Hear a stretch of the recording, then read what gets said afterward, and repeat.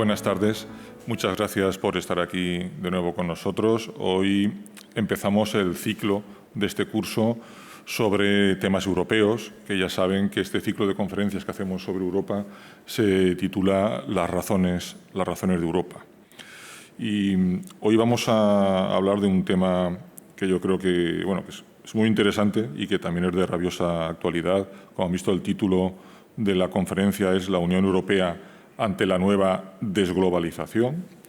Y la verdad es que si podemos estar seguros de algo en este momento en la situación de la economía mundial, es que no sabemos lo que va a pasar, ¿no? Que no sabemos nada, la incertidumbre es muy alta, estamos viviendo en un momento de gran incertidumbre, tanto a corto, es decir, no sabemos qué va a ocurrir, cómo va a desarrollarse el conflicto bélico en el que estamos en este momento inmersos en Europa y cómo esto, según cómo evolucione, pues puede que tengamos una salida rápida, ¿no? Un repunte de demanda y una euforia y una alegría de todos, o podemos estar aquí enganchados en la misma situación durante más tiempo, con demanda relativamente baja, con subidas en los precios de la energía, en los tipos de interés, la posibilidad de entrar en recesión en los próximos meses. Entonces, una situación, esto sería en el corto plazo, que no sabemos lo que va a ocurrir, pero es que tampoco sabemos muy bien qué va a ocurrir en el medio y largo plazo. Es verdad que se están produciendo movimientos telúricos a nivel mundial y, por supuesto, en la Unión Europea, y estamos entrando seguramente en un cambio de régimen, en un mundo nuevo, que no sabemos qué es lo que nos va a traer en el futuro.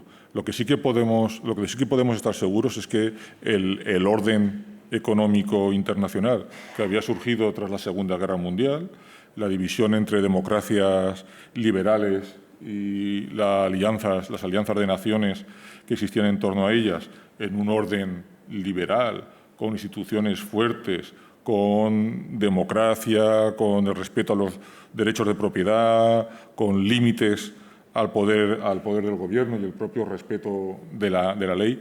Ese tipo de cosas están en este momento en juego y están también en crisis, como así lo está también el multilateralismo, que había sido un garante de la paz y, a través de la paz, la búsqueda de la prosperidad. Casi parecía un binomio, las dos caras de la misma moneda, paz y prosperidad.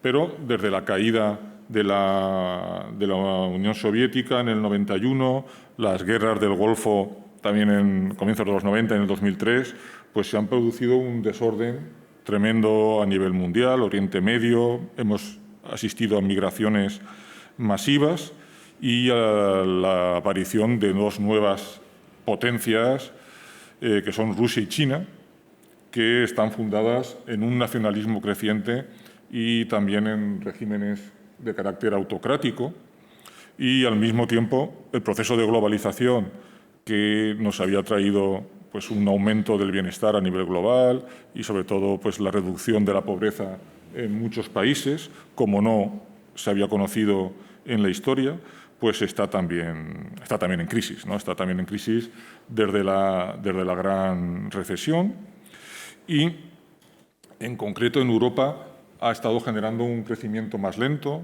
un aumento del desempleo y, paralelo a ese aumento del desempleo, también un aumento de la desigualdad y una aceleración de la desindustrialización. Y, bueno, pues todo esto está llevando a aumento del nacionalismo, a aumento de la xenofobia en los países europeos y a un cierto desencanto, ¿no? Una cierta también dudas, ¿no? a que surjan dudas sobre la capacidad de las élites para establecer un marco europeo de convivencia de cara al futuro. Y aquí también podemos entender el proceso de Brexit, del que nuestro conferenciante es también un experto consumado. Y, bueno, pues todo esto está llevando a una crisis de la gobernanza y a que nos planteemos verdaderamente cómo va a ser el futuro, que desde luego no es no es el que era. Y a estas cuestiones, yo creo, y a muchas más, hasta donde pueda, pues va a intentar responder nuestro invitado. Hoy tenemos con nosotros a un invitado especial, es Enrique Feas. Enrique Feas es técnico comercial y economista del Estado en excedencia en este momento. Entonces saben que los técnicos comerciales, los economistas del Estado, que son el mismo cuerpo actualmente, pues es el cuerpo de economistas de élite de la Administración Central del Estado, y como tal, Enrique Feas pues, ha ocupado numerosos puestos, altos puestos en la Administración. Ha sido consejero económico comercial en distintas embajadas, en Egipto y en Filipinas. Ha sido subdirector de política comercial con países mediterráneos, también con África y Oriente Medio. Consejero ejecutivo de España Expansión Exterior, miembro del Comité Ejecutivo de COFIDES, asesor del vicepresidente y el ministro de Economía, y también ha sido adjunto a la subdirección de estudios del sector exterior.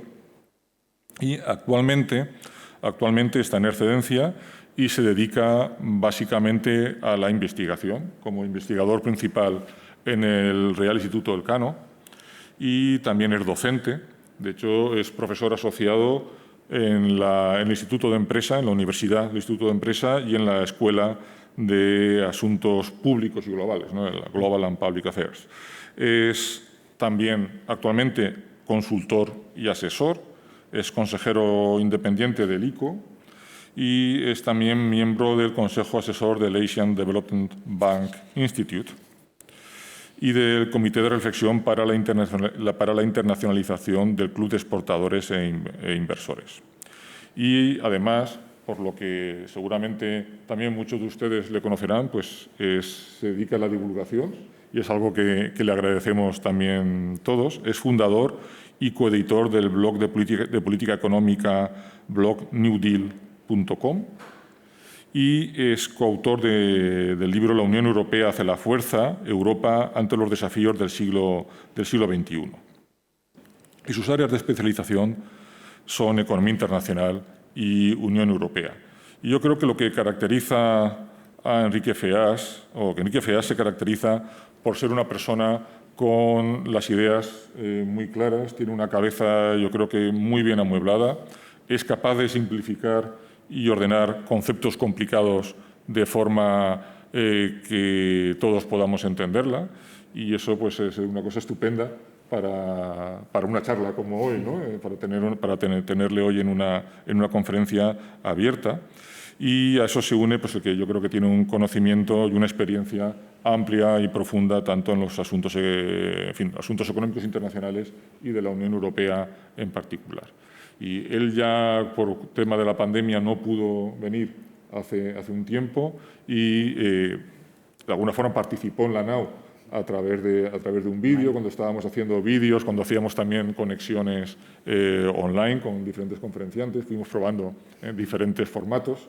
Y Enrique, pues desde un principio estuvo dispuesto a ayudar, a acoplarse y a estar con nosotros. Y hoy pues estamos muy contentos porque finalmente le tenemos aquí en persona. Muchas gracias. Y tienes la palabra. Muchísimas gracias, Cecilio. Muchísimas gracias a la universidad y es un placer estar aquí finalmente en persona, ¿no? Buenas tardes a todos. Yo quería simplemente transmitirles algunas ideas sobre lo mucho que ha cambiado todo, ¿no? Y de la mayor parte de las cosas nos damos cuenta, de otras no. Y creo que es bueno repasar de dónde veníamos, qué es lo que ha pasado en los últimos años y cómo se ha llenado el mundo, como muy bien decía Cecilio, de incertidumbre, ¿no?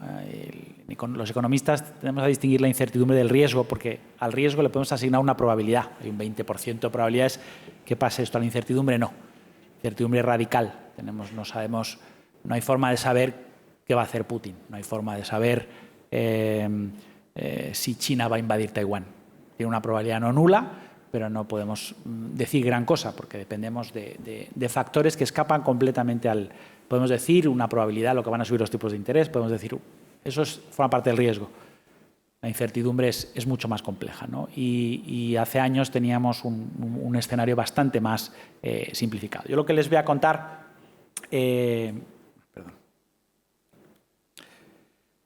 es, primero, de dónde veníamos antes de la crisis del COVID y de la guerra de Ucrania, ¿no? Porque ya estaban cambiando algunas cosas. Es decir, no todo viene del COVID, no todo viene de la guerra de Ucrania. Había tendencias que ya se manifestaban antes de esa guerra. La globalización había cambiado muchísimo, sobre todo a partir de los años 90, pero hay una serie de eventos que estaban ocurriendo ya, que Cecilio ha avanzado algunos, el comportamiento de determinadas potencias como China o Rusia, la propia evolución o el replanteamiento de algunas cuestiones de la globalización, pero luego lo que ha ocurrido es que fundamentalmente el COVID y la guerra de Ucrania han acentuado determinadas tendencias y empeorado algunas otras, ¿no? Y después me voy a centrar, puesto que estamos hablando fundamentalmente de la Unión Europea, de qué lecciones puede sacar la Unión Europea de dos cosas, de los dos grandes golpes que ha recibido el mundo en los últimos años. La crisis del COVID, cuando ya parecía que salíamos, la guerra de Ucrania, ¿no? La invasión de Ucrania por Rusia. Luego haré unas reflexiones sobre lo que ha ocurrido, o cómo todo lo que ha afectado plantea una serie de desafíos respecto a lo que viene, a lo que puede venir en los próximos años, fundamentalmente en el ámbito tanto económico como de institucional, como geopolítico. Y finalmente incidiré o iré punto por punto en algunos elementos que considero que es cómo la Unión Europea puede hacer frente a los distintos desafíos que va a tener, ¿no? en el ámbito de sus distintas políticas. Porque ya saben que la Unión Europea es el mayor éxito de cooperación internacional de la historia, pero al mismo tiempo un ejemplo de imperfección. Como casi todo lo que funciona es imperfecto, ¿no? Las cosas no se diseñan a veces y por eso dura tanto, porque todo lo provisional es lo que suele durar más. Muchas cosas se han configurado en la Unión Europea de forma imperfecta, con inconsistencias internas, ¿no? Creas una unión monetaria, pero no le dotas de política fiscal, con lo cual tienes una serie de problemas. Tienes libre circulación de personas, pero no homogenizas tu política de asilo y de refugios, con lo cual hay una serie de incongruencias dentro del propio diseño de la Unión Europea que es importante plantear, ¿no? y que plantearemos con un poquito de calma. Entrando en la primera parte, de dónde venimos, yo lo que quiero destacar es cómo ya era la economía al principio del siglo XXI, porque hubo un gran cambio que se produjo en la historia de la globalización, que es en los años 90, ¿no? Hasta los años 90, digamos que la producción mundial se producía en los distintos países. Cada país producía un coche. ¿Qué ocurre en los años 90? Que gracias al desarrollo de las tecnologías de la información y de las comunicaciones, el coste de trasladar información desaparece. Y entonces la producción se puede organizar de forma mucho más efectiva, distribuyendo fases de la producción en distintas partes del mundo, allí donde es más eficiente. Entonces se deja de producir coches en países y se producen partes de los automóviles en cada país. Cuanto más complejo es el producto, más se divide y más se desagrega a nivel mundial. No del todo, más regional que global, pero lo que hace es que aumenta fundamentalmente el volumen de comercio de productos intermedios. Hoy en día más del 60% de todos los flujos comerciales son productos intermedios, es decir, bienes que sirven como partes de otros bienes finales, ¿no? Es decir, el 60%. ¿Eso qué quiere decir? Pues que el concepto de producción ha cambiado. También el concepto de valor añadido, que es lo más importante, porque de la producción el valor añadido es la diferencia entre el precio que se paga y lo que cuestan los inputs, lo que cuestan los materiales que sirven para producirlo. Pues bien, lo que se ha visto, o se empezó a ver en los años 90, eso lo vio el productor de Acer, los ordenadores, que alguno igual conocerá o recordará, lo que vio es que el valor añadido, es decir, la rentabilidad, de una forma sencilla, que obtenía con la manufactura, era muy escasa. Y donde verdaderamente en bienes complejos como los ordenadores se obtenían auténticas rentabilidades es en las fases previas a la manufactura, toda la investigación y desarrollo, el diseño del producto, y en las fases posteriores a la manufactura, el servicio postventa, atención al cliente. Si se fijan, esas cosas no son industria, son servicios. Y precisamente a lo que lleva es esa curva que ven ahí a la derecha, la idea que son en las fases anteriores al ensamblaje y en las fases posteriores al ensamblaje donde se produce el mayor porcentaje de valor añadido. En un iPhone, la manufactura supone menos del 5% de su rentabilidad. Donde realmente obtiene dinero y, por tanto, donde están las necesidades de los salarios altos, los beneficios altos, no es en la manufactura que se hace en China, aunque alguno se confunda y se crea que lo que hay que traer es la manufactura. No, eso ya no genera dinero. Lo que genera dinero son los servicios anteriores y posteriores. Y eso lo que hace es darnos cuenta de la importancia que tienen los servicios, no solo dentro del propio comercio de servicios, sino los servicios utilizados como parte del proceso productivo. Eso es cada vez más importante. Y aunque algunas veces vemos que la globalización se ha detenido desde el ámbito del comercio, sin embargo, los servicios siguen tan dinámicos como siempre. Y, de hecho, son cada vez más importantes como parte del proceso productivo. Pero eso también es muy importante, porque quiere decir que el concepto de industria o de producto ya no es el que era. Un coche no quiere decir nada. Ya nadie produce un coche. Produces el chasis o los motores o la batería eléctrica. Por tanto, las decisiones internacionales, lo que debes procurar cuando quieres hacer política industrial en tu país, tiene mucho más que ver con los servicios y con la tecnología que con la propia manufactura. Y eso cambió ya en los 90, ¿no? También cambiaron en los 90 los actores, sobre todo desde en el siglo XXI, los actores, ¿no? En el 2000 se incorpora China a la Organización Mundial de Comercio. También se incorpora Rusia, como bien decía Cecilio, después de la caída del muro de Berlín. Una serie de elementos que dicen, hemos pasado de un mundo bipolar, de la Guerra Fría, a un mundo unipolar, donde se llamaba Fukuyama el fin de la historia, ¿no? La admisión de las democracias liberales como el objetivo al que terminan llegando todos los países por pura eliminación, como decía Churchill, de otros sistemas alternativos. La realidad es que no ha sido así, ¿no? También la gobernanza comercial ya no es lo que era, ¿no? ¿Qué ocurría? Que antes la Organización Mundial de Comercio se dedicaba a reducir aranceles y tenía 23 países. Qué fácil es reducir un arancel. ¿Qué ocurre? Que ha empezado a regular, que liberalizar ya no es quitar aranceles, ya no quedan, es homogeneizar servicios. ¿Y cuáles son los aranceles de los servicios? Las regulaciones, que es lo que impide que los servicios se expandan, las regulaciones distintas de los distintos países. Y claro, homogeneizar regulaciones tiene mucho más que ver con la esencia del Estado-nación, con cómo funciona un médico, lo que hace un médico en un país, lo que hacen. Entonces, eso es mucho más difícil de organizar. Y encima la Organización Mundial de Comercio se llenó de otra serie de elementos adicionales, ¿no? Precisamente porque tuvo mucho éxito, fue un poco víctima de su propio éxito. Como funcionaba tan bien y tenía capacidad de obligación a otros países, de enforcement, pues ¿qué ocurre? Que le pasaban temas, lo que se conoce como desplazamiento de temas. ¿Qué bien gestiona todo el tema del comercio? Pues vamos a pasar de todos los temas medioambientales. Pero no hay una organización de medio ambiente, sí, pero no funciona. O no funciona en términos de obligar a la gente a hacer algo, a los países a hacer algo. Y también los temas sociales, laborales. Hay una Organización Internacional del Trabajo, pero no es capaz de obligar a los países a hacer cosas, con lo cual se vinculan al comercio. Pero ¿qué ocurre? Cuando vinculas demasiados objetivos a un solo instrumento, al final el instrumento deja de funcionar. Y eso ha sido un poco también lo que ha pasado en el caso de la Organización Mundial de Comercio. Y también ha cambiado la gobernanza de la globalización financiera. Hace 40 años, pues ya no digamos 60 o 70 años, pues digamos que los flujos financieros eran casi la consecuencia de lo que pasaba en el sector real. Un país se endeudaba porque tenía un fuerte déficit. Ahora cambió con el desarrollo de los mercados financieros.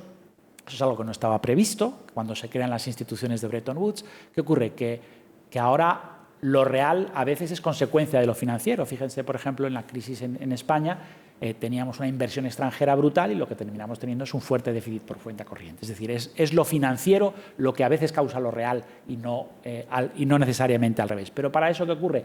Que no tenemos instituciones. Tenemos una multiplicidad de instituciones, pero con muy poca capacidad de obligar. Tenemos la OCDE, el tema fiscal, tenemos el Fondo Monetario Internacional, el Banco de Pagos de Basilea, pero no funcionan de forma efectiva. Eso es lo que estaba pasando en el ámbito económico. ¿Y qué estaba pasando en el ámbito geopolítico? Que se empezó a revisar también el orden geopolítico, ¿no? De un mundo bipolar, de la Guerra Fría, pasamos al unipolar, Estados Unidos. ¿Pero qué ocurre? Que Estados Unidos se empieza a retirar del escenario internacional. Y, de repente, otros empiezan a surgir. Ya saben que los vacíos se llenan siempre y los de poder muchísimo más.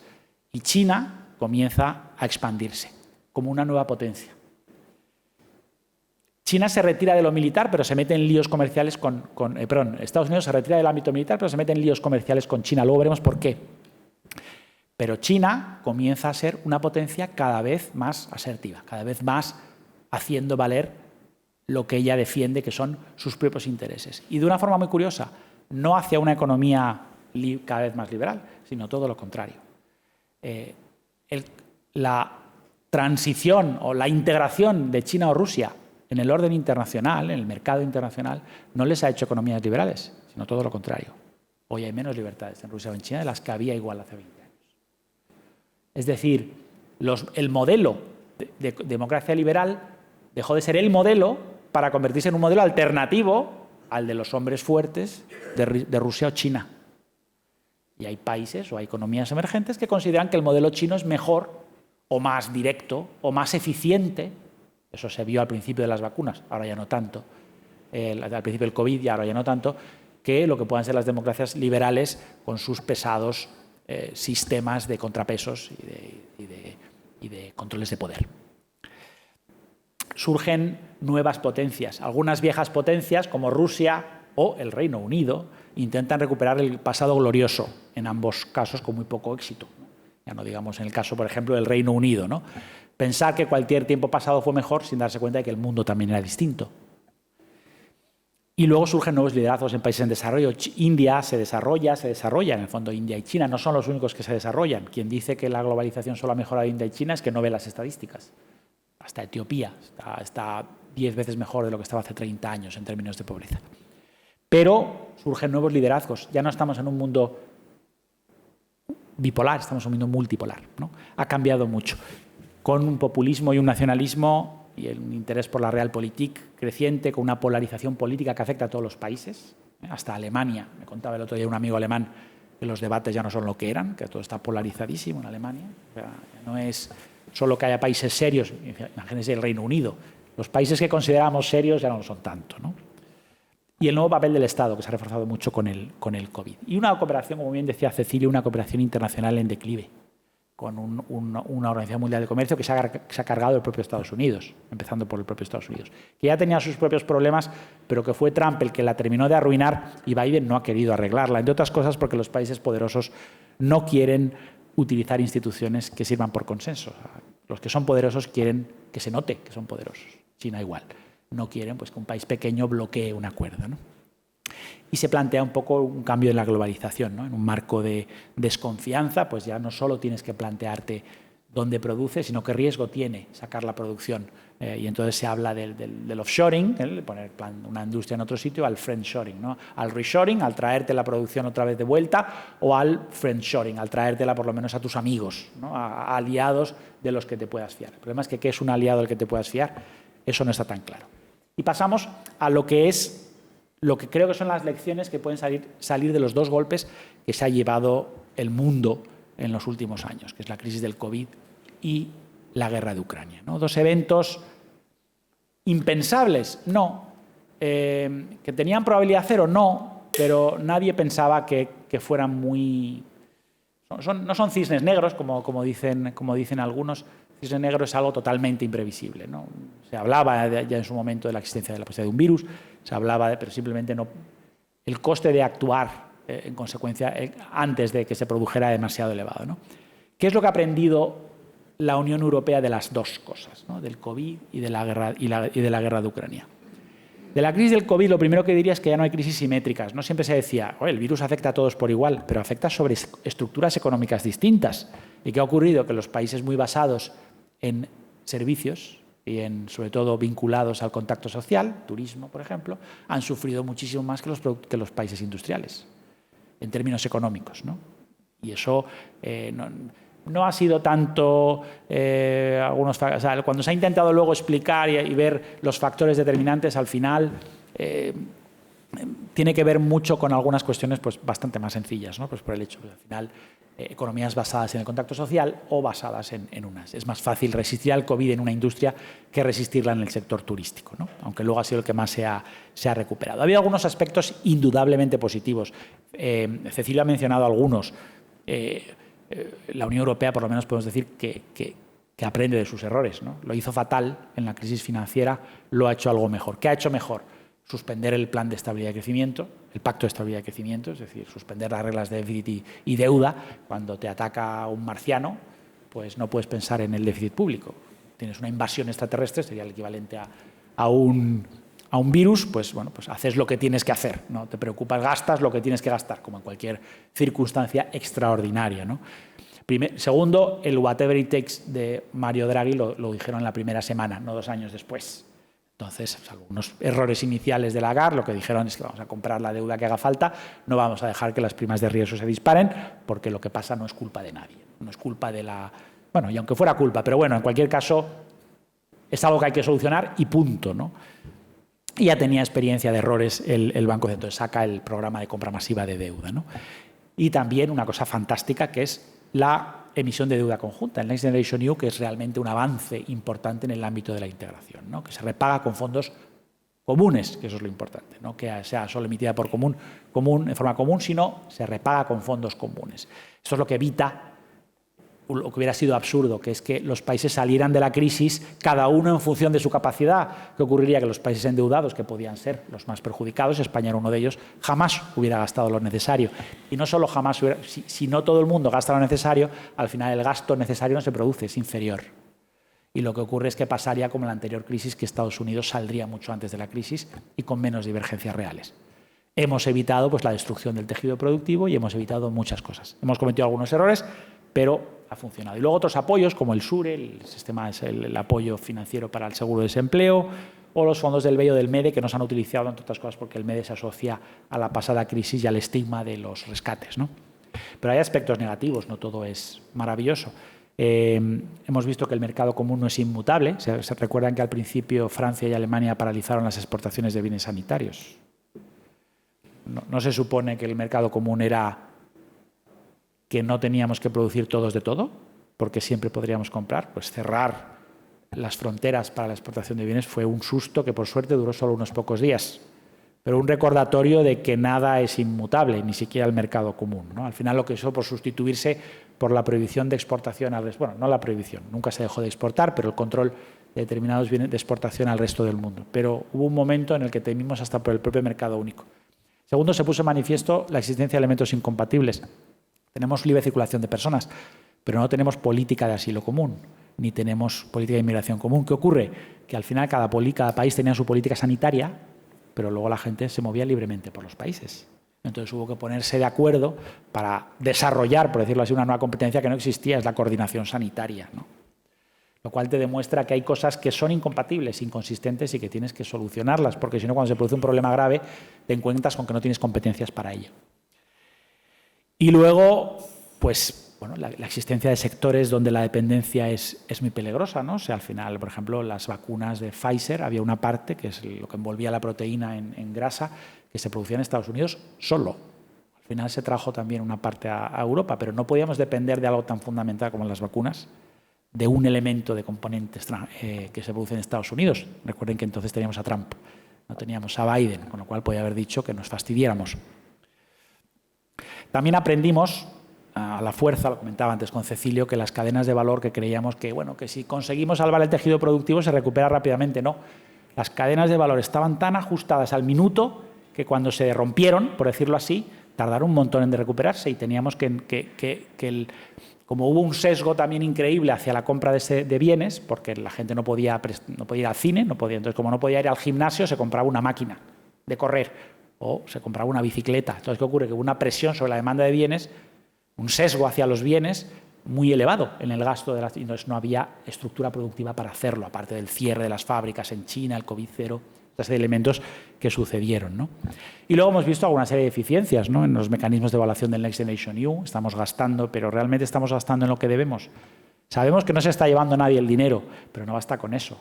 ¿Estamos realmente cambiando la economía o nos estamos dedicando simplemente a gastar? Eso es muy importante y no se está haciendo bien. Y en ese sentido la Comisión se ha puesto un poco de perfil, ¿no? No quiere ser la polimala de la película, ¿no? Y todo eso está cambiando. ¿Y cuáles son las lecciones de la guerra de Ucrania? Pues, primero, el despertar de la inocencia, ¿no? El darse cuenta que el comercio, como la Unión Europea había prosperado, como decía muy bien Cecilio, a base de comercio, la idea de la Unión Europea inicial era evitar una nueva guerra de Francia y Alemania, y por eso se pone la CECA en una zona donde se peleaban siempre. Triunfaron, pero claro, estábamos entre democracias. ¿Qué ocurre cuando integras en el mundo comercial a países que no son democracias? Que a veces las haces fuertes sin que garantices la paz. Y lo que ha pasado fundamentalmente con China y Rusia. que el famoso modelo alemán del cambio a través del comercio, ¿no?, que llaman los alemanes el Wandel durch Handel, el cambio, la transformación a través del comercio, simplemente no funciona entre democracias y autarquías, y autocracias. Y se plantea una especie de modelos alternativos, y eso es muy peligroso. También hemos aprendido que el comercio crea interdependencias de doble filo, ¿no? Malo, pues que ahora tenemos que desligarnos de la dependencia energética de Rusia, y es difícil.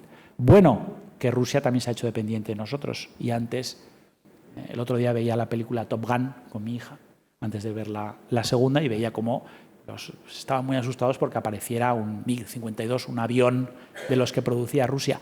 Hoy Rusia no es capaz de producir un avión sin por lo menos un 30% de componentes extranjeros. Se ha convertido Rusia en un país en desarrollo en términos comerciales. Exporta materias primas y energía e importa tecnología. Eso al menos le hace mucho más sensible a nuestras sanciones. Y eso es bueno. Algunos aspectos positivos de esta crisis. Primero, que al menos los sectores más afectados han sido distintos de la del COVID. Aquí el turismo va como un tiro. Sin embargo, la industria se ha visto muy afectada por los costes energéticos. Algo es algo, por lo menos no son los mismos sectores. No ha terminado de hundirlos, eso se ha visto mucho en términos, por ejemplo, de morosidad, ¿no? Segundo, respecto a esto, que el sistema financiero ha sido parte de la solución y no del problema, como en la crisis financiera, ¿no? Hemos tenido unos bancos que han reaccionado bien, que han sido capaces de dar créditos, que han sido capaces de apoyar la falta de rentas de los individuos para no destrozar un sistema productivo que se estaba hundiendo no por culpa de nadie, sino simplemente porque la gente no podía salir a trabajar, ¿no? Se ha mantenido relativamente la unidad europea, no está mal, parece un poco como el Brexit, y en ese sentido pues el enemigo común siempre une mucho, eso es de primero de ciencias políticas, el enemigo común nos une mucho y ya hemos conseguido que las barbaridades de Rusia pues nos amalgamen relativamente, siempre quitando los que siempre van por libre, ¿no? Pero bueno, eso es otro tema distinto. Y no se ha caído en la trampa rusa, ¿no? En la trampa argumental rusa, que es, ¿no? Pues hemos visto que la OTAN no es causa de la actitud de Rusia, es la consecuencia. O sea, la gente, y Suecia y Finlandia son el mejor ejemplo. La gente no se aproxima a la OTAN por nada en particular, se aproxima a la OTAN porque tiene miedo de Rusia. El crecimiento de la OTAN se explica por la actitud de Rusia y no la actitud de Rusia por el crecimiento de la OTAN, ¿no? Si no, Suecia y Finlandia jamás hubieran terminado formando parte de la OTAN. Pero hay aspectos negativos. Primero, cuando hemos hecho las sanciones nos creíamos que todo el mundo iba a seguirnos adecuadamente. Hay más población que no ha aprobado sanciones que la ha aprobado. Es decir, los países son los más ricos los que han aprobado las sanciones. Pero hay un sur global que se llama ahora que se opone simplemente, que piensa, con razón, que somos unos hipócritas, que no nos preocupa la guerra en Afganistán, que nos hemos olvidado de ellos, pero que ahora nos tiene que preocupar muchísimo Ucrania, que permitimos la guerra de Irak, que no estaba justificada, pero ahora nos parece inaceptable que un país invada a otro. Bueno, pues esas inconsistencias se terminan pagando, entonces hay países en desarrollo que dicen, bueno, tu problema, no el mío, aunque evidentemente al final termina siendo el problema de todos, en el ámbito financiero, en el ámbito alimentario, y lo vamos a ver, ¿no? No es bueno para la Unión Europea que, pese a que nos ha unido y Suecia y Finlandia se han metido en la OTAN, no en la defensa europea. Es decir, tenemos más OTAN, no más defensa europea. No es exactamente lo mismo, aunque tampoco sea mala noticia. Y luego tenemos algunas cosas que pueden distorsionar el mercado único, como los subsidios, ¿no?, que está dando Alemania, o que esa diferencia entre cómo apoyas a tu población en función del dinero que tengas ya generó al principio del COVID distorsiones en el mercado único, ¿no? Al final tú apoyas al capital de las empresas en función del dinero que tienes y al final las empresas que sobreviven no son las más eficientes, sino las de los países que más dinero tienen. Eso no es una consideración de eficiencia, sino consideraciones puramente de capital, ¿no? ¿Y cómo es el mundo que viene, ¿no? Desde el punto de vista económico y desde el punto de vista geopolítico? Pues el entorno económico que tenemos ahora, ¿no?, el que tenemos actualmente, es de incertidumbre radical, lo decía también, parece que ha escrito él las diapositivas Cecilio, pero la incertidumbre, ¿no?, la idea de no poder saber lo que va a pasar, y no porque no tengamos herramientas o más datos que nunca, simplemente porque no sabemos lo que va a hacer Putin. No hay nadie que lo sepa. Bueno, quizás Estados Unidos porque le tiene muy bien espiado, pero a medio plazo nadie lo sabe, ¿no? tenemos una serie de riesgos económicos acumulados muy importantes. Yo hoy estoy un poco más negativo que hace un mes, ¿no? El tema de la inflación, que genera mayores tipos de interés, que genera depreciaciones de los tipos de cambio, que la diferencia de los ciclos entre Estados Unidos y la Unión Europea. Recuerden, para el que les diga que el dinero es lo que ha provocado la inflación, recuerden que el ciclo en Estados Unidos iba mucho más adelantado que el europeo, que nosotros todavía no gastábamos a finales del 21 lo que gastábamos antes de la pandemia. Estados Unidos ya sí, mucho más, y tenía una inflación subyacente, es decir, sin contar los elementos más volátiles, del 5%. Nosotros estamos en un 2%. Lo que pasa es que luego, como somos importadores netos de energía, lo que ha ocurrido fundamentalmente es que hemos importado la inflación muy rápidamente, entre otras cosas porque el petróleo se denomina en dólares, y hemos aumentado la inflación muy rápidamente y se ha trasladado a otros sectores, ¿no? Tenemos un riesgo de crisis de deuda en países emergentes, sobre todo lo estamos viendo en algunos que han hecho default ya, pocos, Sri Lanka, alguno más, pero si se prolonga la guerra, esto podría tener. Y luego hablaré de ello, la cooperación internacional se reduce, ¿no? Antes, cuando había crisis de deuda, el G20 se reunía y proponía un problema. Ahora China no le quiere decir al resto del mundo cuánta deuda tiene África. China, no se lo quiere decir. Simplemente cómo vas a solucionar un problema de deuda si no sabes la deuda que tienen de China. Y crisis de deuda en países desarrollados, ¿eh? Lo hemos visto con la crisis de la libra, que ha sido una crisis de deuda. Ojo, no porque el Reino Unido no pudiera repagar, sino porque cuando emites un montón de deuda, la que tienes ya a tipos de interés más bajos no la quiere nadie. Y cuando los fondos de pensiones se apalancaban, es decir, tomaban prestado o cubrían sus riesgos utilizando como colateral, como prenda, la deuda, cuando de repente estaban subiendo muchísimo o esperaba a todos los mercados que subiera la deuda y los tipos de interés, nadie quería la deuda actual y los bancos le dijeron a los fondos de pensiones, ponme más dinero que tus garantías no valen nada. Y como los fondos de pensiones no tenían dinero, vendían deuda. Y como vendían deuda, caía más su precio en un círculo vicioso que ha estado a punto de hundir el sistema financiero del Reino Unido. Es decir, la deuda está tan metida en la propia economía, la deuda pública, y la inexistencia de activos seguros, porque no basta con que se repaguen, su precio tiene que ser relativamente estable. Y eso pasa con la deuda y ahora es muy difícil de prever en estos contextos de inflación, donde tienes que poco a poco subir tipos de interés y pagar cada vez más por la deuda, porque el valor real del dinero que te pagan por la deuda es cada vez menor. Tenemos además riesgos geopolíticos, ¿no? Tenemos qué va a pasar con la guerra de Ucrania. ¿Qué va a pasar con China, donde tiene una economía que va a regular el crecimiento más bajo de los últimos 20 años? Una crisis inmobiliaria, la de Evergrande, una de sus grandes empresas. La reelección, por el Partido Comunista, por supuesto, del Xi Jinping, ¿no? El que se quiere convertir en el nuevo Mao. El hecho de que es un líder débil, lo cual le puede llevar a acciones más agresivas para amalgamar a la población, vinculado fundamentalmente al conflicto en Taiwán, que es el principal productor de semiconductores del mundo. Como ven, mucho lío. Argelia y Marruecos, que nos afectan mucho, porque cuando no nos llevamos mal con uno, nos llevamos mal con el otro, se llevan peor que nunca. O con los dos a la vez, se llevan peor que nunca, ¿no? Y tenemos problemas muy serios desde el punto de vista de la distribución de gas. Y en Estados Unidos, donde, como decía Martin Wolf el otro día en una conferencia que asistía, compartía panel con él, la posibilidad de una involución democrática en Estados Unidos ya no tiene probabilidad cero, ¿no? Lo veremos el año que viene en las midterm y lo veremos si regresa Trump al poder. Y luego tenemos otra serie de riesgos. Una crisis alimentaria. Recuerden que Rusia y Ucrania producen el 30%, el 30-40% del grano mundial, y la última vez que el precio del trigo subió muchísimo se produjo la primavera árabe. Una crisis climática que puede llegar en cualquier momento, eso es como el virus. Sabemos que pasará algo, lo que no sabemos es qué rápido, y algunas cosas van muy lentas hasta que de repente van muy deprisa. Crisis climática será una de ellas, las crisis financieras también suelen funcionar así, o incluso una crisis de refugiados, por la crisis alimentaria o por la propia crisis climática, ¿no? Ahí el chiste del Economist que salía cuando el mundo se peleaba con el COVID, pues el clima, el calentamiento global esperando su asalto, ¿no? Pues, y tenemos un nuevo orden económico y financiero. Vamos hacia un nuevo orden económico y financiero. Como hemos dicho, Occidente ya no lidera como antes, ¿no? Ni tiene esa autoridad moral que le quitó la guerra de Irak, que le quitó la guerra de Afganistán, ¿no?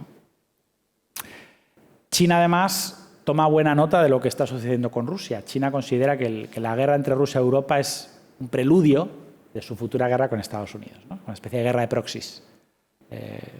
Los peones de cada uno luchando en terreno intermedio, pero en algún momento se tendrán que enfrentar. China considera que el siglo de la humillación, que fue entre 1850 y 1950, cuando las potencias decidían por ella, será sustituido por un siglo del dominio, ¿no? Que terminará en el 2050, pero para eso tienen que crecer y ser poderosos. Pero han tomado muy buena nota de lo que ha pasado con las reservas, con los sistemas de pagos, con todas esas cosas para evitar que cuando tengan que enfrentarse de forma abierta a Estados Unidos, quizás cuando invadan Taiwán, pues no cometan los errores que ha cometido Rusia.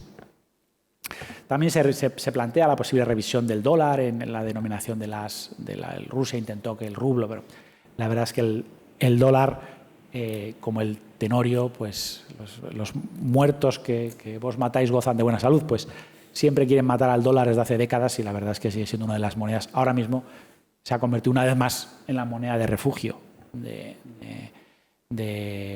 bueno, pues porque es donde se compra porque tiene un ciclo mucho más avanzado, porque tiene una economía más sólida, porque tiene tecnología y porque no tiene dependencia energética, fundamentalmente por esos motivos ahora mismo, ¿no? Pero tenemos unas instituciones económicas y financieras muy polarizadas. Fíjense cómo es el debate ahora, cómo es el papel ahora de China en el Banco Mundial o en el Banco Asiático de Desarrollo, en algunos sitios donde están ambos, ¿no? Bueno, Rusia no está en el Banco Asiático, pero o en el G20. ¿Cómo son las reuniones del G20 ahora, ¿no? Donde estaba Rusia y China? Pues eso agrava cualquier solución y cualquier posible cooperación internacional. Ya había un cierto desmoronamiento de la cooperación internacional y ahora la polarización que provoca la guerra de Ucrania, con independencia de que India y China no estén muy contentos con cómo vaya la guerra y no estén muy contentos con Rusia, se ha visto en las últimas reuniones de los grandes líderes. Sin embargo, bueno, pues lo que está claro es que la cooperación vive horas muy bajas, ¿no? A veces dicen, vamos a hacer una desglobalización. Bueno, yo ahí quería hacer unas pequeñas reflexiones. Primero,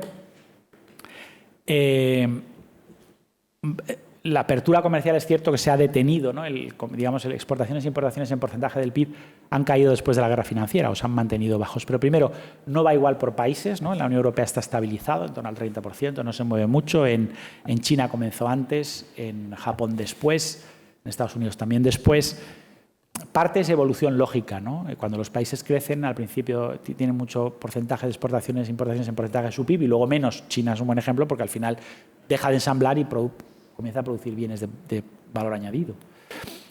Luego también gran parte de la caída de este ratio se debe por la caída de precios. Ahora nos cuesta recordarlo, pero la realidad es que los precios de los productos industriales y las materias primas han caído muchísimo en las últimas décadas, ¿no? Entonces, aproximadamente me parece que es el 50%, el 60 o casi el 60% de la caída de precios, de la caída del ratio se explica por la caída de los precios y no por la caída de los flujos reales, ¿no? Y luego el hecho de que lo que les decía antes, que los servicios se han multiplicado por 11 entre el 90 y el 2020 frente a los bienes se han multiplicado por 4, es decir, aunque son menos que los bienes, aproximadamente el 25% del comercio total de bienes y servicios, son mucho más dinámicos que los propios bienes.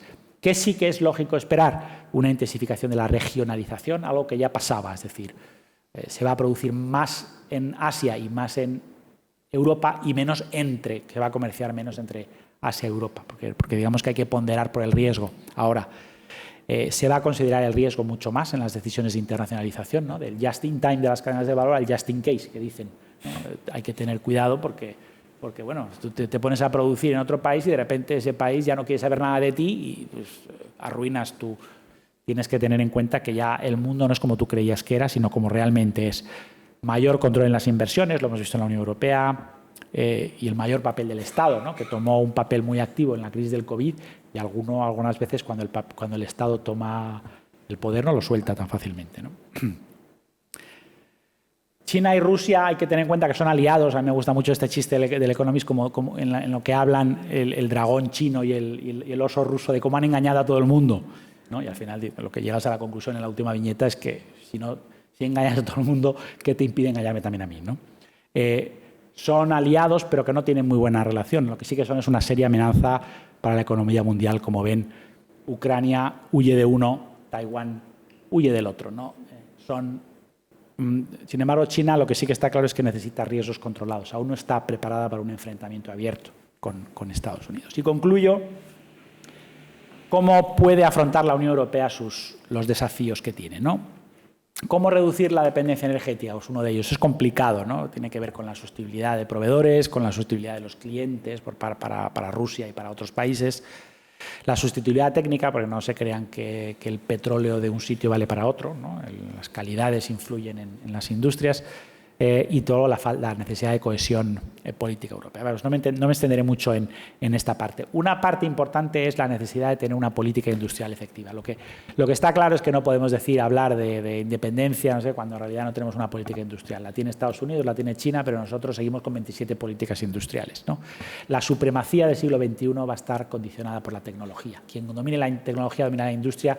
Quien domine la industria domina la economía, ¿no? Y por eso cuestiones como la inteligencia artificial, la robótica, el 5G o el Internet de las cosas son tan importantes para la industria, ¿no? Los coches autónomos dependen del 5G porque son los únicos que no tienen latencia. El 5G no tiene latencia. Permite también operaciones en remoto, para telemedicina, muchas otras cosas, ¿no? No es solo los teléfonos móviles. China quiere liderar y superar a Estados Unidos. Pero no se deja, claro. Ya hubo un discurso muy interesante que les recomiendo que lean, el discurso de Mike Pence, el antiguo vicepresidente estadounidense, en octubre del 17, en el Hudson Institute, en el que decía simplemente hacia dónde iba el mundo y cómo no iban a dejar que China pues, se adueñara de la industria mundial, ¿no? Y por eso empezó en esa época pues, la pelea contra Huawei, contra los protocolos de 5G. Lo que no podemos permitir es que una cosa que necesita parches cada semana de software pues esté en poder de China. Y entonces, por seguridad en las comunicaciones y por predominio industrial. Por las dos cosas, cuando tenemos en cuenta, como ven en el gráfico, se ve un poquito mal, que la mayor parte de las patentes de 5G son chinas, ¿no? La clave es que en patentes, que esto es lo importante, donde se transforma la tecnología en industria, la Unión Europea va muy por detrás de Estados Unidos, de China y de Japón. Y eso es porque tenemos 27 políticas industriales, ¿no? Hacen falta fondos públicos masivos, hay cosas como el CERN, hay cosas maravillosas, pero hacen falta que el Estado se gaste el dinero en investigación básica. ¿Que lo tire? Sí, que lo tire. Bueno, el hidrógeno verde, que probemos cosas a ver cuál funciona. Eso no lo va a hacer el sector privado. El sector privado sacará partido, como lo sacó del iPhone, de inventos ya existentes, pero no va a ser capaz de tirar un montón de dinero para ver si el hidrógeno verde funciona, u otras cosas, ¿no? O la fusión nuclear, o la fusión nuclear. Y una cosa muy importante, la Unión Europea dice en el dicho de que Estados Unidos inventa y que la Unión Europea regula, ¿no? Eso no es del todo cierto, pero sí que hay una cosa, en todas las reuniones que he tenido con gente que se dedicaba al mundo de la investigación, me decían que la burocracia europea era una pesadilla. Nos quejamos de nuestra burocracia española, pero no tiene nada que envidiar. Y es, a día de hoy, uno de los principales factores que evitan que una mayor investigación, unos mayores resultados de la investigación se den en Europa. Y esto es importante, ¿no? Segundo, ¿cómo conseguir una transición verde exitosa? Eso es una cosa en la que se ha embarcado la Unión Europea con muy buenos motivos, pero con muchos problemas, ¿no? Cometimos un error con la globalización. Es que la gente habla de la globalización como si no tuviera defectos. Que se globalice, le irá bien. Al final la globalización aumenta la competencia y como tal, unos ganan y otros pierden. Los no competitivos pierden. Con la transición verde ocurre exactamente lo mismo. Unos sufrirán y a otros les irá mejor. Tiene costes la transición ecológica y tiene costes asimétricos sectoriales. A algunas industrias les irá peor que a otras, lógicamente más intensivas en CO2. Regionales, hay países pues, industriales, o Polonia, otros países pues, que les costará mucho más una transición verde, y luego pues, trabajadores que perderán su empleo porque trabajan en industrias intensivas en CO2, algo de lo que no tienen la culpa, o consumidores que tendrán que asumir precios de la energía que van a seguir subiendo y que van a ser, no como los de ahora, pero que seguirán siendo altos durante muchos años, porque la gente, lógicamente, no estaba invirtiendo en gas, ni en petróleo, ni en prospección petrolífera, porque como es una industria a extinguir, tienes menos oferta, y si tienes menos oferta, los precios son más altos. Es decir, hasta que sustituyamos las fósiles por renovables, vamos a tener precios más altos, queramos o no, es lo que los ingleses llaman greenflation. Es un hecho. Tenemos que asumir que hay costes, y cuanto antes lo asumamos, mejor, porque si no pasará como la globalización, que la gente la rechazará, porque no le contaron los costes antes de empezar, ¿no? se ve el fuerte peso de la ideología, ¿no? El debate nuclear, ¿no? Nuclear, pues una energía que no produce CO2. Hay gente que rechaza ya no producir nuevas centrales, que eso es muy comprensible, no es que sea la energía del futuro, pero incluso cerrar las centrales. Cuando no tenemos cuando tenemos una clara falta de gas, pues cerrar anticipadamente las centrales nucleares con independencia de que es una energía que ya existe y además que no produce CO2. Es decir, hasta qué punto muchas veces la ideología pesa mucho en decisiones políticas, ¿no?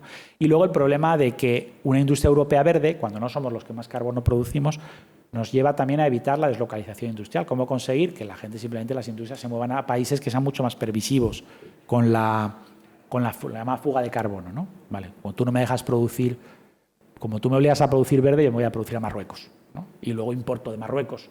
Pues eso te obliga a poner aranceles de los países que producen de forma intensiva en carbono, porque si no, aquí, a diferencia de lo que ocurre en otro sector, como el sector laboral, aquí hay efectos externos. Es decir, no se trata solo de que lo produzca yo o tú. Al final lo que importan son las emisiones globales. Y si yo reduzco mis emisiones para que Marruecos las aumente, pues hemos hecho un pan como unas tortas. Y se trata fundamentalmente de evitar la importación de bienes intensivos en carbono. ¿Qué ocurre? Que eso hay que poner un arancel. Y no es sencillo, el mecanismo de ajuste en frontera, que llama carbono en frontera, ¿no? Un arancel al carbono, en el fondo. Ahora, ¿cómo lo compatibilizas con los derechos de emisión, con la subasta de derechos actuales? No es fácil. ¿Cómo calculas el carbono en productos complejos si no tienes tablas input-output que te sacan estadísticas cada mes? ¿Cómo garantizas la compatibilidad de un arancel de ese tipo con la OMC, suponiendo que a alguien le importe lo que piense la OMC? ¿O cómo lo adaptas a la solución post-Ucrania? Porque uno de los principales recaudación iba a venir de Rusia y de Ucrania. Y cómo evitar represalias de Estados Unidos, que dice, sí, me parece muy bien, pero eso es una herramienta proteccionista, yo te impongo aranceles a mi vez, ¿no? No es sencillo. ¿Cómo lograr una política comercial operativa, ¿no? La política comercial es la herramienta más poderosa que tiene la Unión Europea, por dos motivos. Porque es competencia única, no cedida, o sea, no la tienen los estados, es exclusiva, pese a que Trump quería negociar con Alemania los aranceles, Trump y también Boris Johnson. Bueno, Boris Johnson no era entonces, sí, efectivamente.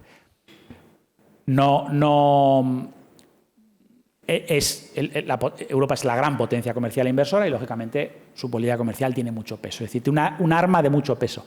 ¿Qué ocurre? Tiene problemas de legitimidad, la globalización ha caído en desuso, el Mercosur, el acuerdo de Mercosur, que ahora está paralizado por problemas que no tienen nada que ver con los que dicen que son, es un tema más de proteccionismo de Francia y otra serie de cuestiones, pues es difícil seguir aprobando acuerdos comerciales que entren en vigor y luego que le ponen que cuando haga acuerdos comerciales tiene que incluir cosas de medio ambiente, de mercado laboral, de no sé qué, no sé cuántos, de derechos humanos. Entonces dice, bueno, vale, entonces, ¿qué ventajas comerciales, si cedo en todo lo demás, qué ventajas comerciales obtengo, ¿no? Demasiados objetivos para un instrumento. Y luego el concepto de autonomía estratégica, ¿no? La idea que sacó en febrero la economía estratégica abierta, que es una forma de ponerle un adjetivo bonito para que no te asustes y que no significa proteccionismo, pero en realidad puede significar proteccionismo o algunos pueden interpretar como proteccionismo, ¿no?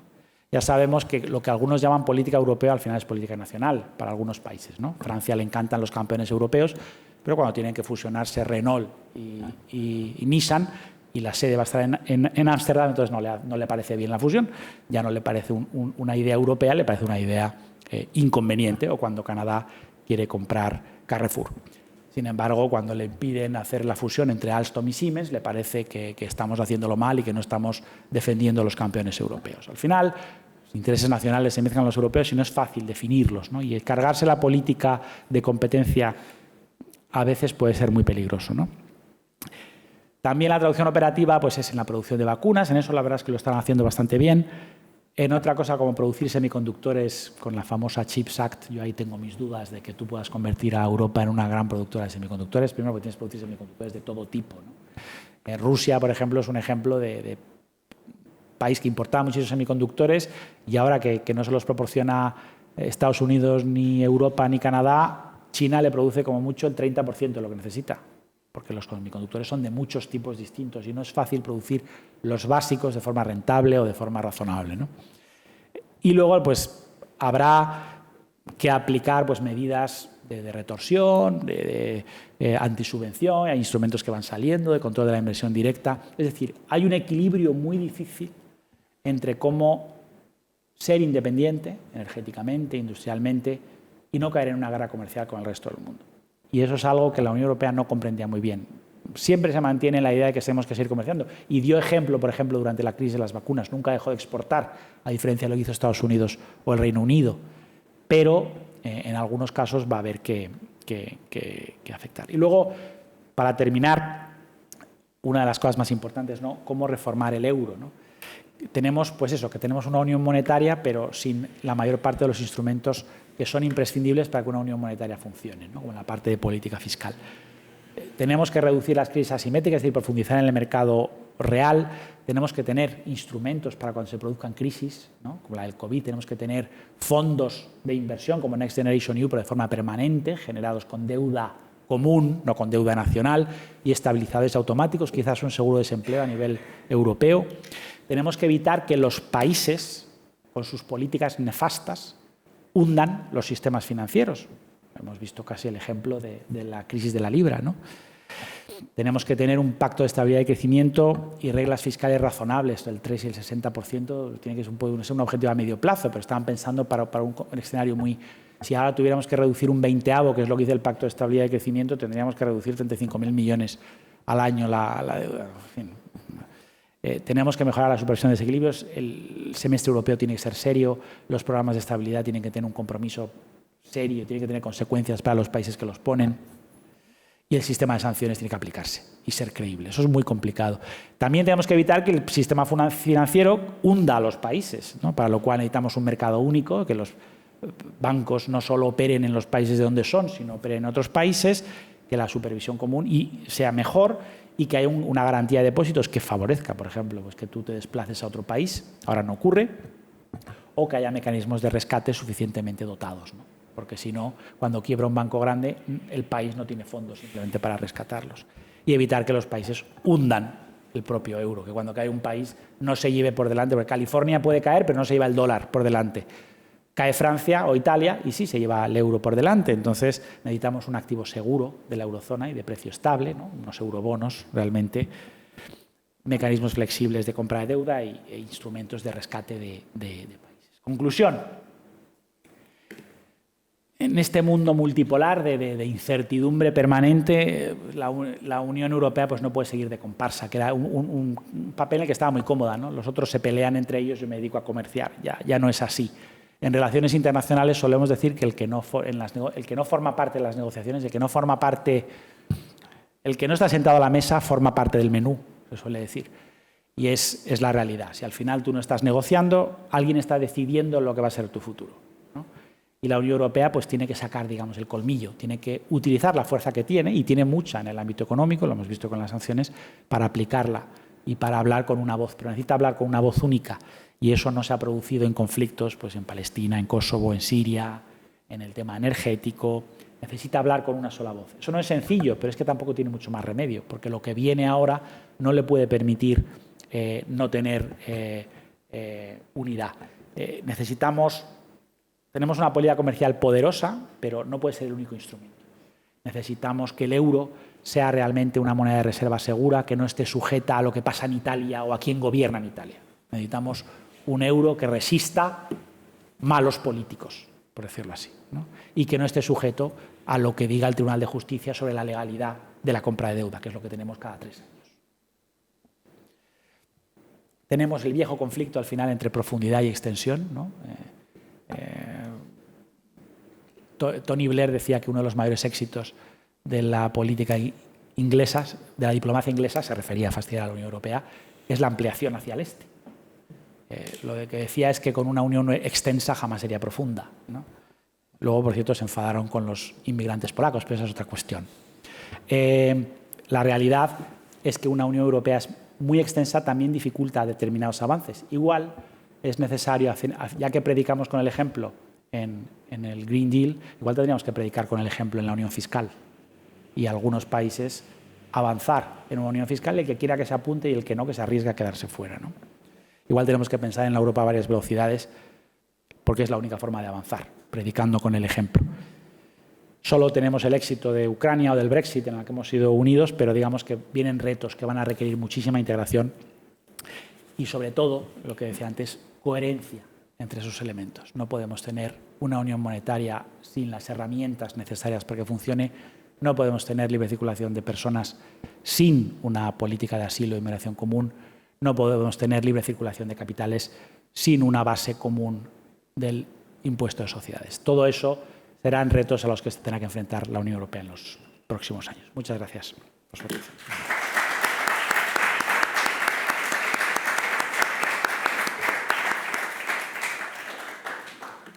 Pues muchas gracias, Enrique. Yo creo que has hecho una exposición muy completa, ¿no?, de todas las cuestiones que se están planteando en este mundo con tanta incertidumbre, como decíamos. Y claro, hay un montón de preguntas y un montón de cuestiones que has ido tocando y que ahora yo creo que podemos tener unos minutos para intentar conversar.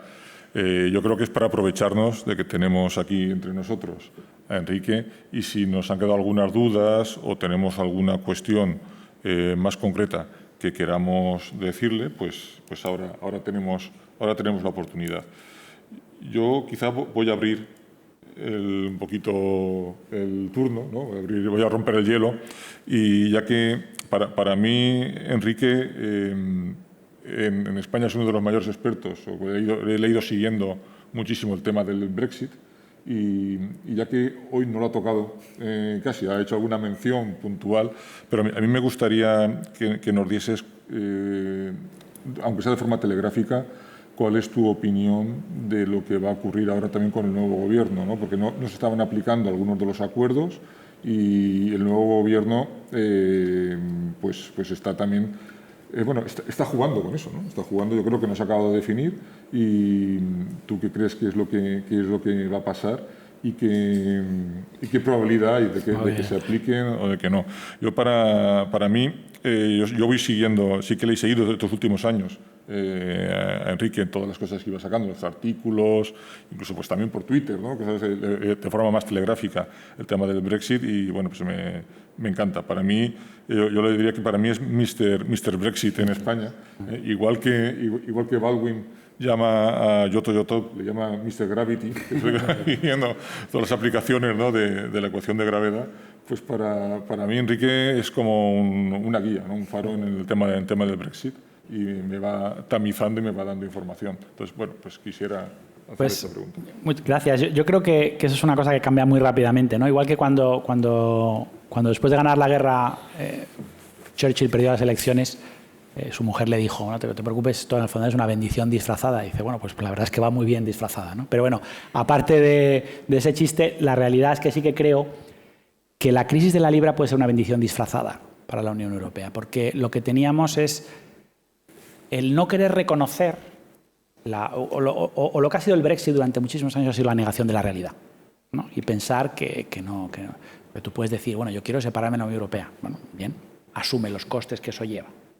Simplemente asume los costes que eso lleva. Es una decisión política, ¿de acuerdo? Pero no te inventes que te va a ir mejor, porque salirse de un proceso de integración y de una estructura como el mercado único e ir por tu cuenta no puede salir bien. A largo plazo todos calvos, pero no puede salir bien. Sin embargo, había una negación permanente de la realidad, ¿no?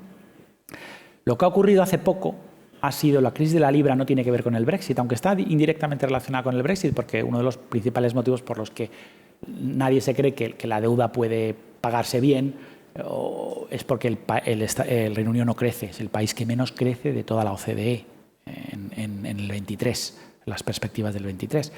Y eso es, en las cosas, porque lo dice el propio Banco de Inglaterra, por la incertidumbre que genera el Brexit. Porque es que, junto con el COVID, dice que es el factor más importante. La gente no invierte porque no sabes qué legislación vas a tener.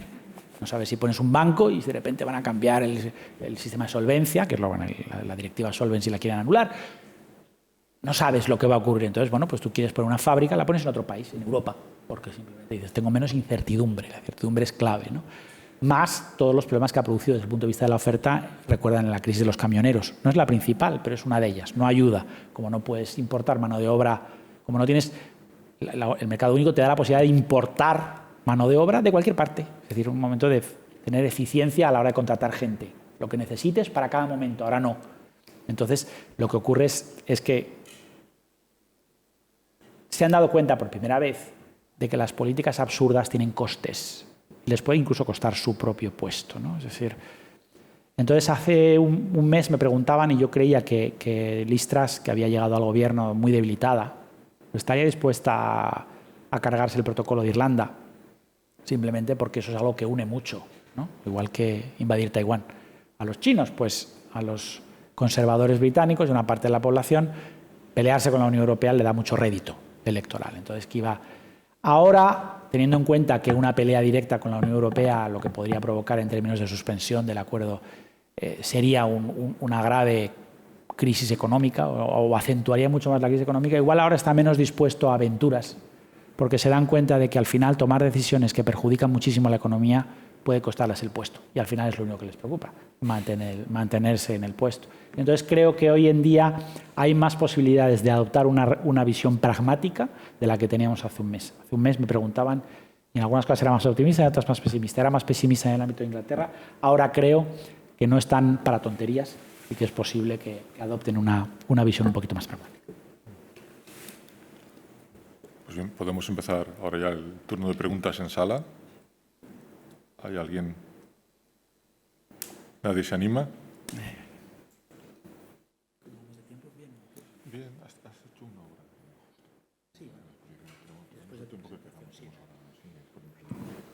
Sí, ahora sí. Me preocupa bastante lo que pueda ocurrir en Taiwán por la dependencia de la microelectrónica, ¿no? Ya que casi todo depende de ellos. Si ya por Rusia, que ha invadido Ucrania, ha revuelto todo el mercado mundial, pues si lo juntamos ahora un poco con la invasión de Taiwán, me imagino que vamos a estar bastante jodidos, creo yo. Perdóneme. Gracias. Yo sí que creo que la invasión de Taiwán tiene mucha más probabilidad ahora que hace un par de años. Creo que a pesar de todo, China... No es fácil la invasión de Taiwán, ¿eh? Recuerden que es una invasión marítima, no es... el poder de Estados Unidos tiene un compromiso de defensa de Taiwán, que además se ha puesto muy de manifiesto de una forma muy clara. Es una guerra peligrosísima desde el punto de vista internacional. Es posible que China opte por otro tipo de soluciones intermedias, pero sí que la agresividad hacia Taiwán puede ir creciendo y que cuanto más débil se vea el primer ministro chino, más probabilidades hay, o la economía china también, más probabilidades hay de que se busque un conflicto. Pero también China debe medir muy bien sus conflictos porque es muy consciente de que está a punto de superar tecnológicamente a Estados Unidos, pero todavía no lo supera. Entonces, igual es demasiado pronto. Ella no querría tener un conflicto con Estados Unidos abierto tan pronto, ¿no? Entonces, no hay que descartar otro tipo de medidas de guerra híbrida, otro tipo de cuestiones de aislamiento y no necesariamente una invasión militar, que podría llegar a producirse. Pero yo confío, mucho confiar, también confiaba en que no entrara Rusia en Ucrania, pero eso no se puede saber, que el sentido práctico de los chinos les lleve a posponer cualquier decisión que en el fondo podría rebotarles y salir mal, porque si les sale mal esa jugada, hundiría al mundo con ello, pero si les sale mal, entonces China tampoco podría erigirse nunca como potencia principal en una guerra abierta, ¿no? Vamos a ver qué sucede. Dentro del marco que usted ha descrito, ¿cómo encajaría la cuestión del crecimiento demográfico o la superpoblación y, por otra parte, el crecimiento de la desigualdad tanto entre países como intrapaíses? Respecto a la población, creo que es un debate que el concepto de superpoblación terminará en 2050, ¿no? La población mundial dejará de crecer en 2050. Eso es un dato, teniendo en cuenta el número de la fertilidad actual y otra serie de cuestiones. Lo que tendremos es una población que envejece a marchas gigantadas en Europa, en Estados Unidos y en China, y tendremos población joven solo en algunas partes de Latinoamérica y en África. Y eso puede provocar, bueno, pues una serie de cambios en las estructuras productivas mundiales. No creo que haya un problema desde el punto de vista de los recursos, pues como digo, tendremos a pensar que la población sigue creciendo, pero la realidad es que ya está en la fase de creciendo y llega al tope en 2050, alrededor de 2050, y a partir de entonces empezará a decrecer la población. Bueno, ponderado por las mejoras médicas que alarguen la vida, pero en términos netos, ¿no? Eso es algo que describía muy bien Hans Rosling. ¿Qué ocurrirá respecto a la desigualdad? Pues todo depende de si crece o si se decrece. A mí la desigualdad generada por creo que está sobrevalorada la desigualdad generada por la globalización, en el sentido de que si miras los índices de Gini de 1990 y 2020, te sorprendes de ver que en algunos sitios donde el rechazo a la globalización ha sido más elevado, el índice de Gini había mejorado. Por ejemplo, Francia. En otros no.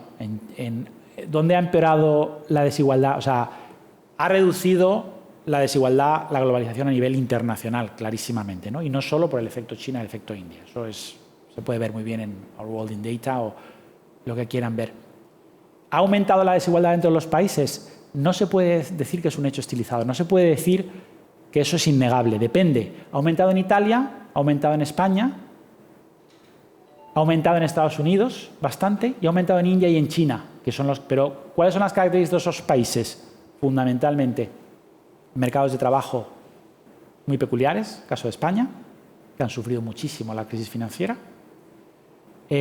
fortísimo crecimiento que suele generar desigualdades como China e India, y Estados Unidos, donde China perjudicó muchísimo a la industria, que se basaba en la industria, por ejemplo, en la industria del Círculo de Detroit, el cinturón industrial, y el hecho de que al final la situación de distribución depende más de lo que han hecho los Estados-nación para reducir la desigualdad que con el hecho de que la propia globalización genera esa desigualdad. Es decir, ha sido la ausencia de un estado de bienestar en Estados Unidos, efectivo, a diferencia de Europa, lo que ha provocado eso. Y luego hay una percepción a veces equivocada.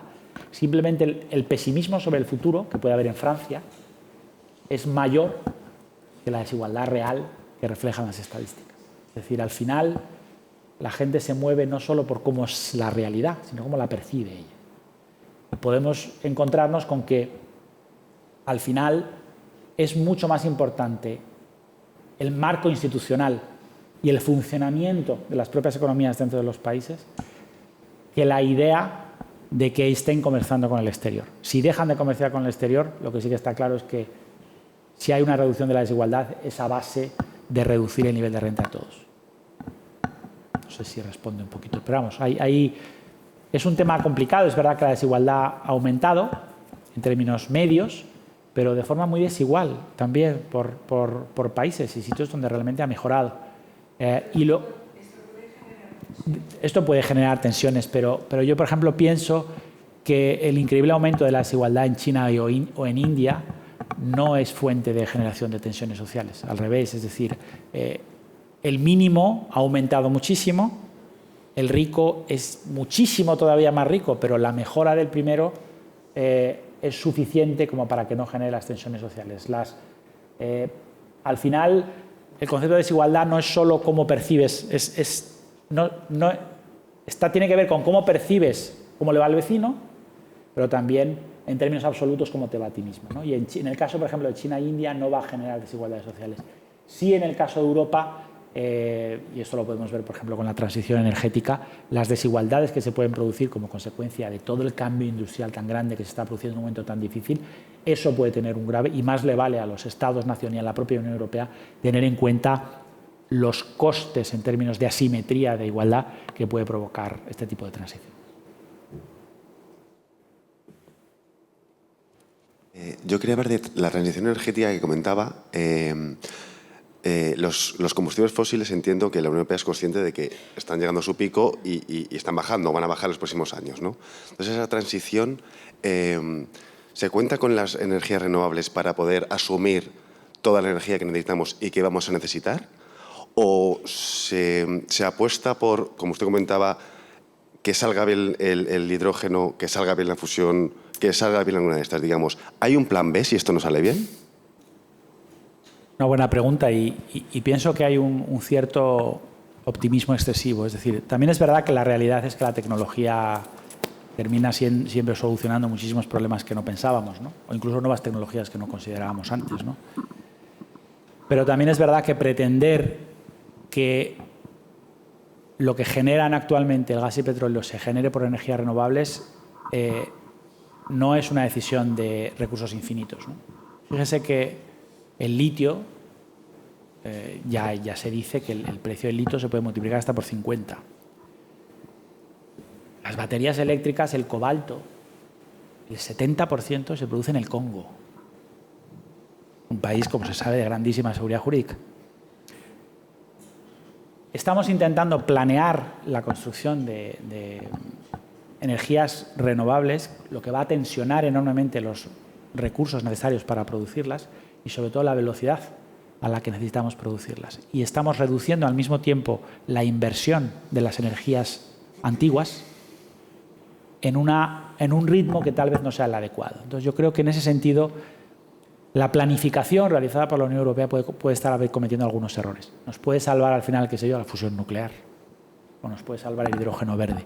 Pero el hidrógeno verde yo soy más escéptico respecto a la probabilidad de que sea un grandísimo descubrimiento, podrá servir para determinados sectores, tal vez, quizás la fusión, pero es que estamos esperando, estamos dispuestos a cargarnos lo que tenemos sin estar 100% seguros de lo que lo sustituye y sobre todo sin estar seguros de que tenemos los recursos necesarios para producir los generadores de energías alternativas al ritmo al que necesitamos. Yo creo que hay un poquito de optimismo y ojalá nos sorprenda favorablemente la tecnología u otra serie de factores. Sí, sí. Claro, nos estamos jugando a una manera cara, o sea, cruz o cara, pero cuando llegamos, la fusión nuclear igual nos da, no nos da la energía que vamos a precisar.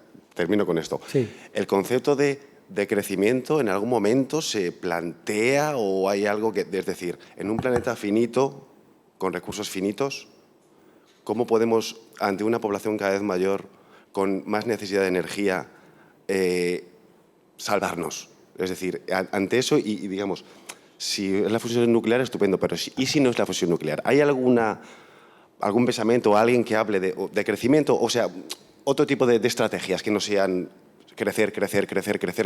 El decrecimiento, por desgracia, no es una opción. Yo pienso desde el punto de vista económico, no hay una forma de decrecer y estar mejor.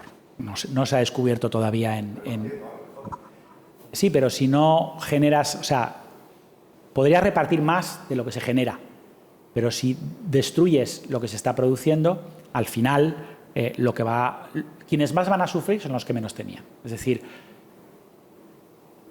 nadie puede pensar que un decrecimiento es simétrico. No, es asimétrico. Y quienes más sufren son los que menos iban a tener. Es decir, el incremento de la desigualdad, aparte de la reducción del bienestar general, sería tan grande que yo tiendo a pensar que esa solución, desde el punto de vista económico, es implanteable. ¿Dónde creo que puede haber grandísimos avances? En eficiencia energética.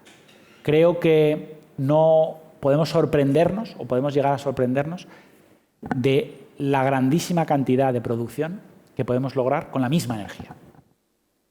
Y creo que en esa parte no estamos aprovechando o no se ha hecho todo lo posible, o que gran parte incluso de los descubrimientos tecnológicos, igual la fusión no llega, ¿no? Sabemos que la fusión estará lista dentro de 20 años, llevan diciendo hace 20 años, ¿no? Sin embargo, soluciones desde el punto de vista de eficiencia energética pueden ser increíblemente novedosas y todavía no las descubramos. Cómo reutilizar la energía que se produce. Ya lo tenemos, por ejemplo, en centrales nucleares, ¿no? Qué pena que las estemos cerrando, pero cómo reutilizar el combustible para producir energía, cómo reaprovechar, cómo evitar fugas. Todo ese tipo de cosas también puede cambiar enormemente y podemos encontrarnos que seguimos creciendo con incluso menos energía de la que utilizábamos. Y en ese sentido, ahí sí que me fío muchísimo de la capacidad del hombre, ser humano, para producir mejoras tecnológicas, ¿no? La otra no creo que llegue a tiempo.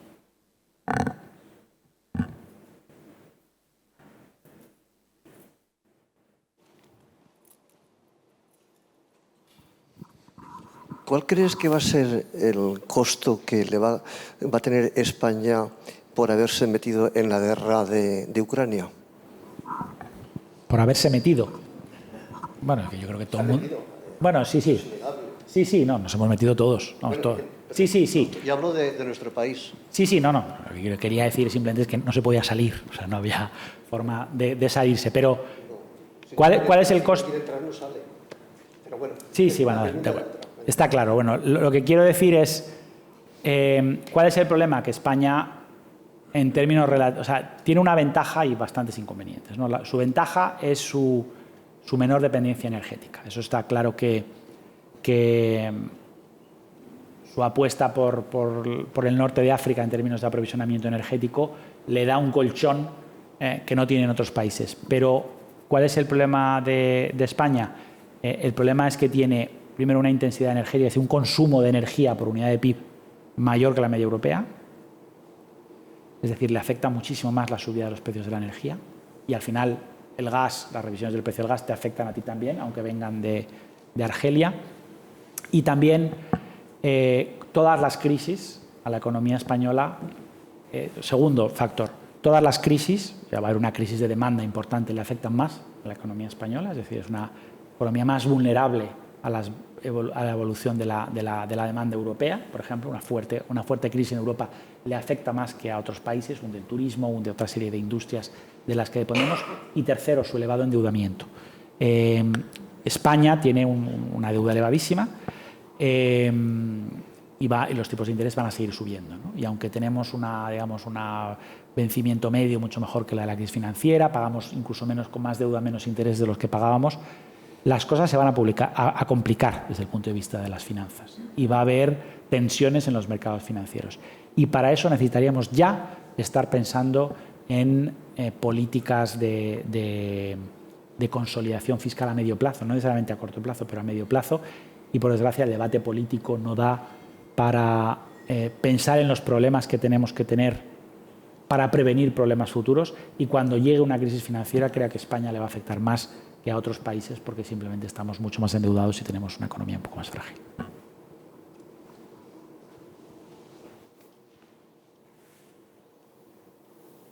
Pues, ¿hay alguna pregunta más? Si no, lo vamos a cerrar en la sesión de hoy porque estamos ajustando, vamos a 23. ¿Podemos tener para una pregunta corta? Sí, es muy corta. Muy ante todos estos problemas preocupantes que ha evidenciado toda esta conferencia, ¿la ONU qué puede hacer en esto? La ONU. Bueno, pues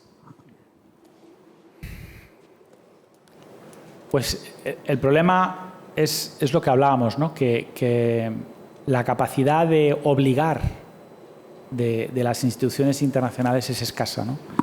Tenemos la ONU realmente es más a nivel de sus declaraciones es más